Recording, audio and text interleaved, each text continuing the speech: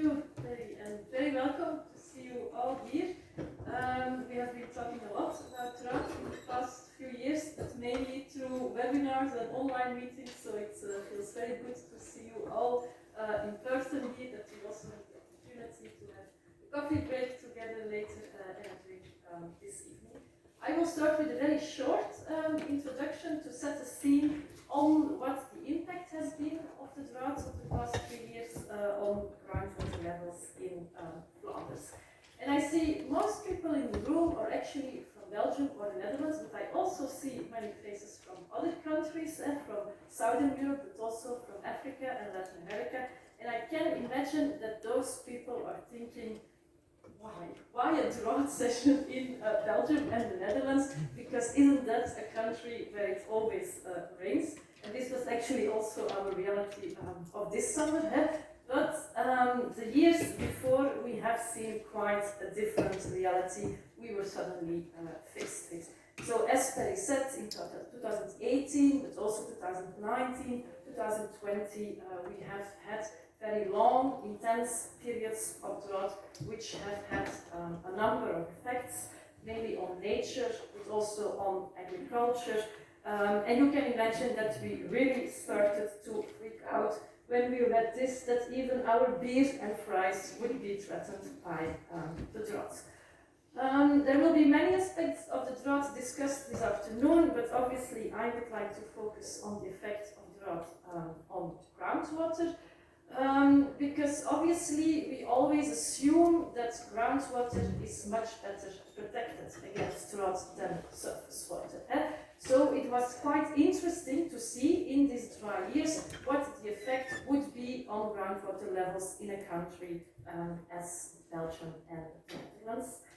And what we have seen is that actually our shallow groundwater is quite vulnerable when it comes to drought. We have seen many maps like this in the past 3 years. These maps are released every month by the Flemish Environmental Agency, and you will hear more about how they are made very soon. So they indicate the status of groundwater relative to the status of groundwater in the past 30 years. And in the past 3 years, we have seen mainly maps with a lot of dark brown and brown symbols, meaning that groundwater levels were below P20 or P30 for most time of the year. And also, as you can see, in almost everywhere in Flanders. So it was not that certain regions were not affected. Everywhere in Flanders, we could see such low to very low groundwater levels for the time of the year. This is just one map for one particular time, but also if we look at evolutions of specific piezometers in time, we could actually see patterns like this. These are just two random piezometers somewhere in Flanders in shallow groundwater.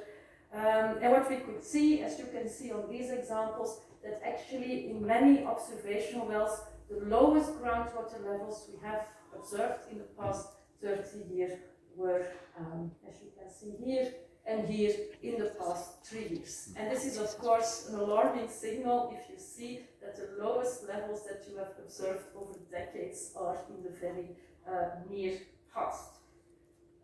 This graph gives some statistics on the percentage of observation points where we observed very low groundwater levels for the time of the year, so below P10.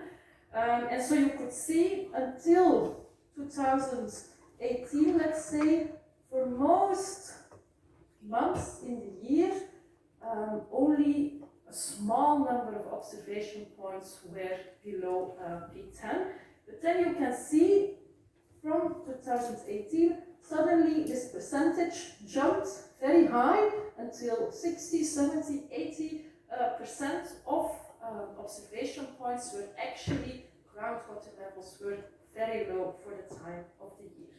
And you can see that actually during 2018, 19, 20 and even 21, we didn't really see a recovery.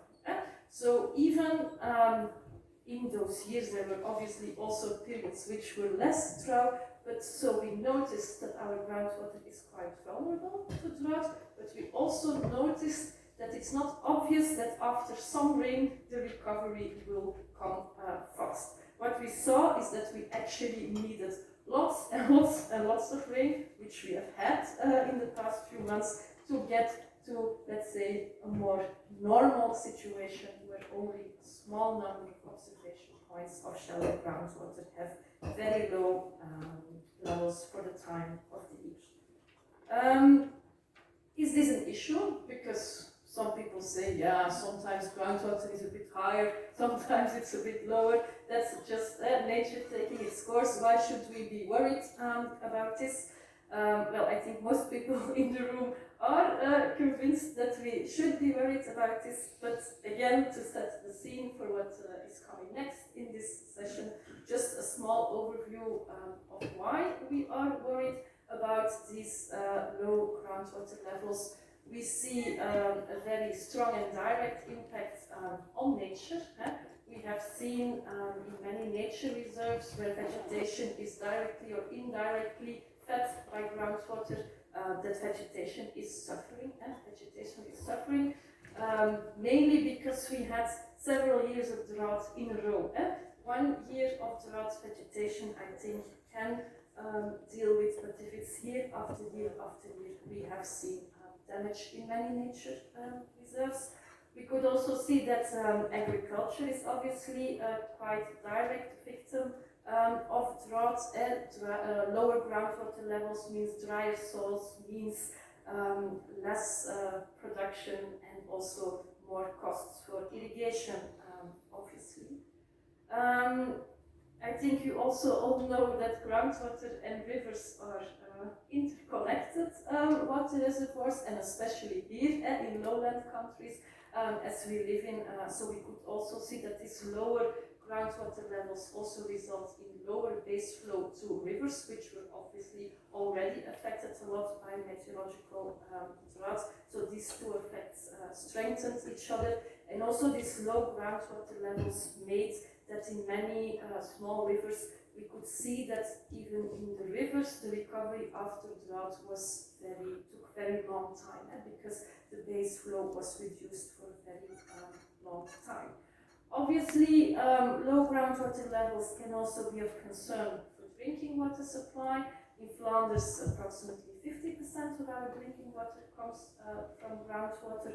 Most wells are deep enough to not immediately feel the drought, but still, having these low groundwater levels definitely meant that it was quite difficult to